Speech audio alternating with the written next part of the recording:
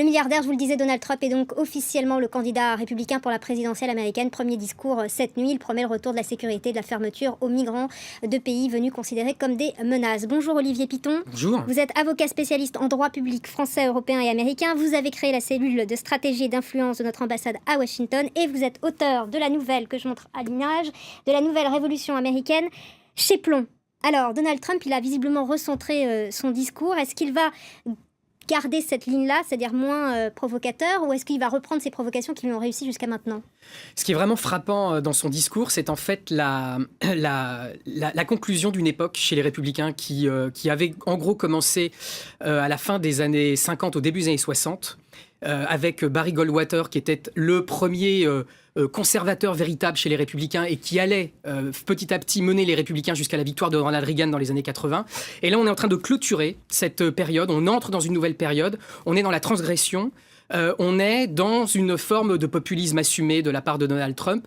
Et ce discours est un discours en tout point remarquable pour justement bien comprendre ce qu'est ce nouveau langage des partis républicains, axé sur la sécurité, qui s'adresse principalement aux classes moyennes et populaires et qui sont sur des thématiques extrêmement européennes, comme je l'explique d'ailleurs dans mon livre. Vous parlez justement de populisme. Est-ce que c'est pas un mot fourre-tout? Est-ce qu'on met pas beaucoup de choses qui n'ont rien à voir dans le même sac avec ce mot? Vous avez parfaitement raison.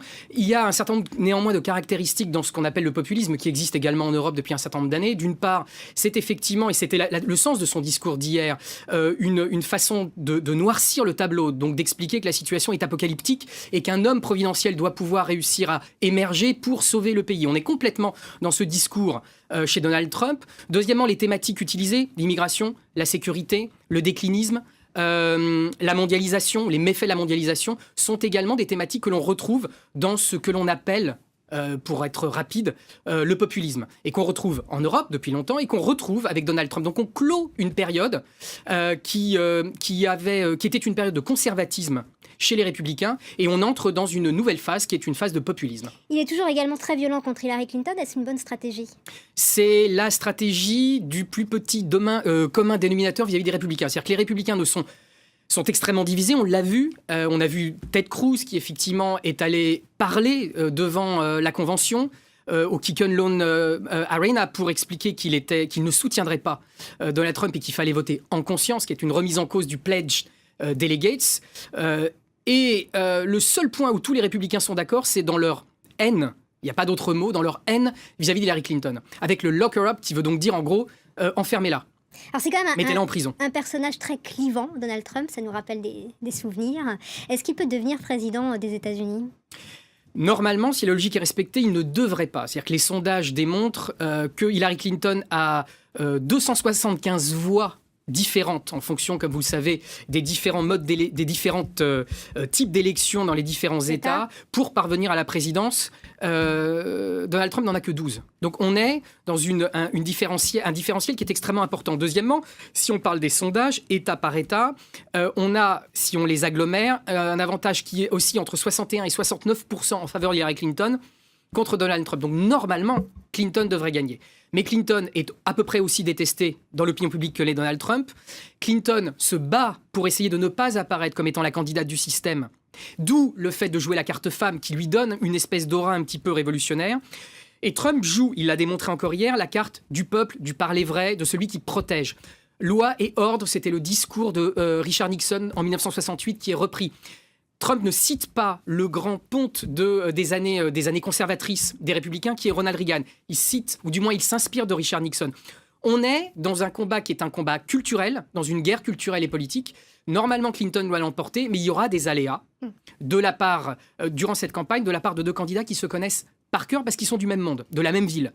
Vous parliez de Ronald Reagan, il n'a jamais été sénateur, jamais gouverneur, il n'a eu aucun mandat électif. Est-ce que c'est pas, il n'a aucune expérience politique, gestion des affaires politiques, est-ce que c'est pas un handicap pour Donald Trump? Trump est le premier candidat depuis 1940 à se présenter, depuis Wheeling, à se présenter sans avoir eu ni une responsabilité politique, ni une responsabilité militaire. Et c'est le premier depuis Eisenhower en 52 à être le nominé sans avoir une responsabilité politique. Il risque pas un procès en incompétence? Il y a déjà un procès en défiance, puisqu'il est celui qui, depuis 1976, a obtenu le taux d'approbation des délégués le plus faible, 69%. Il y a 721 délégués qui n'ont pas voté pour lui. Sur les 2246, il en a obtenu 1725. Par exemple, tous ceux de l'Ohio Les 66 délégués de l'Ohio n'ont pas voté pour John lui. Kasich. Ils ont voté pour Kasich. Et ce qui était remarquable dans la configuration de l'aréna de la convention, c'est que les Texans et les délégués de l'Ohio étaient au fond de la salle. C'était une forme de punition. On les punissait de ne pas être suffisamment pro-Trump. Du coup, est-ce qu'il va rassembler l'électorat des conservateurs avec cette stratégie? Non, et je pense que son but n'est pas là. Son but est de faire le maximum pour tenter de réunir cette grande famille. Mais comme on est déjà dans la transgression, comme on est dans le post-conservatisme, de fait, il y aura de la vaisselle cassée. Ted Cruz, qui lui se veut être le représentant du conservatisme, ne s'y est pas trompé. Son discours est le discours de celui qui parie sur la défaite de Trump, puisqu'il a dit qu'il se représenterait dans 4 ans. Donc lui joue clairement la défaite de Trump et il l'assume. Donc on a la famille qui est divisée, Trump qui est dans la transgression, Trump qui propose une nouvelle lecture du Parti républicain. Qu'il gagne ou qu'il perde, je pense qu'effectivement on est passé dans une nouvelle ère chez les républicains. Reste à savoir ce qui va se passer du côté des démocrates. On est passé du conservatisme qui en gros date du début des années 60 jusque maintenant et on est dans l'ère du populisme. Pourquoi Hillary Clinton, qui apparaît comme compétente, qui serait la première femme présidente américaine, qui a travaillé pour Bill Clinton, qui est quand même toujours très populaire, qui a bien coopéré également avec Barack Obama, suscite autant d'antipathie? En 2008, quand elle s'était présentée... Y compris chez les démocrates. Y compris chez les démocrates. En 2008, quand elle s'était présentée pour la première fois contre Barack Obama, vous en souvenez, il y avait eu un sondage qui avait été fait, très sérieux par les Américains, pour savoir si entre Hillary Clinton et le diable, mais vraiment le diable, pour qui ils voteraient. 30% des gens avaient répondu le diable. Elle a une image, tout le monde a une opinion sur Hillary Clinton, bonne ou mauvaise. Et le problème, c'est que au même niveau que Donald Trump, ils sont à peu près à 39% d'opinion favorable tous les deux, ce qui est très bas. Elle a une image clivante. On lui reproche d'être calculatrice.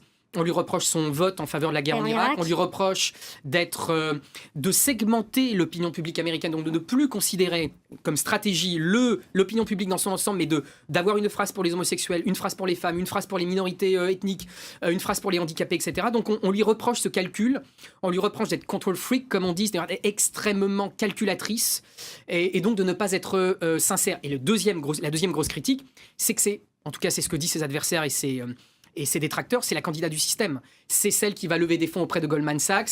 C'est celle qui a un mal fou à se débarrasser de Bernie Sanders, puisque Bernie Sanders représente la gauche traditionnelle américaine. Ces partisans d'ailleurs de Bernie Sanders, puisque vous en parlez, très mobilisés, est-ce qu'ils vont continuer à se mobiliser pour défendre Hillary Clinton face contre Donald Trump? C'est la grande question et c'est le grand problème. L'un des grands problèmes pour Hillary Clinton, il y a à peu près 40% des indépendants sur l'ensemble du vote des gens qui se sont portés sur Bernie Sanders.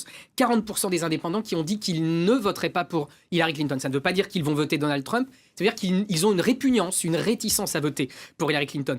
Est-ce que Clinton va gauchir son discours? Elle a fait une thèse sur Saul Alinsky, qui est un petit peu le grand-père de la démocratie participative et des mouvements de démocratie tels qu'on le voit aujourd'hui, par exemple, avec Nuit debout, pour faire un petit rapprochement. Est-ce qu'elle reviendra à ses premières amours de cette gauche des campus, d'une gauche très, très, très marquée, ou bien est-ce qu'elle continuera sur une voie centriste? Elle a tout à perdre à ne pas récupérer cet électorat 40% d'indépendants qui a voté Bernie Sanders et qui, pour l'instant, ne veut pas voter pour elle. Merci beaucoup, Olivier Piton, d'être venu pour votre décryptage. Je te rappelle donc votre ouvrage, La Nouvelle Révolution américaine, chez Plomb. Merci beaucoup. Merci.